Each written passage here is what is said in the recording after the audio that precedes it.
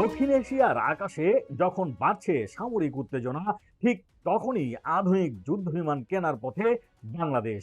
চীনের জে-10 সিই যুদ্ধবিমান কিনতে এগিয়ে যাচ্ছে ঢাকা।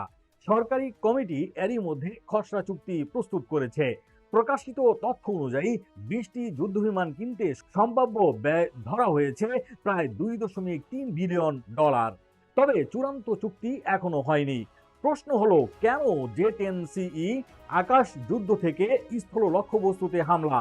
বহুমুখী সামরিক অভিযানের জন্য তৈরি এই চীনা যুদ্ধবিমান 2025 সালের ভারত পাকিস্তান সংঘাতে জে-10 এর কার্যকারিতা নিয়েও ব্যাপক আলোচনা হয়েছে।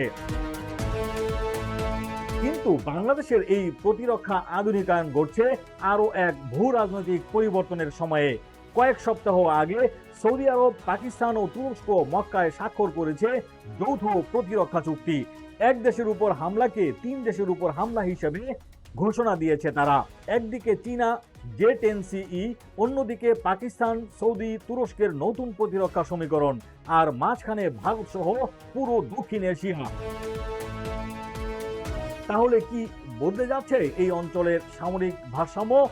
বাংলাদেশের জন্য জে-10 সিই কি শুধু বিমান বাহিনী আধুনিকায়নের সিদ্ধান্ত, নাকি এটি বদলে যাওয়া আঞ্চলিক ভূ রাজনীতিরও একটি উত্তর মিলবে যুদ্ধ বিমানগুলো আকাশে ওঠার পর? নয় চুক্তির কৌশল, সরঞ্জামের সক্ষমতা এবং বাংলাদেশের পররাষ্ট্রনীতির ভারসাম্যে।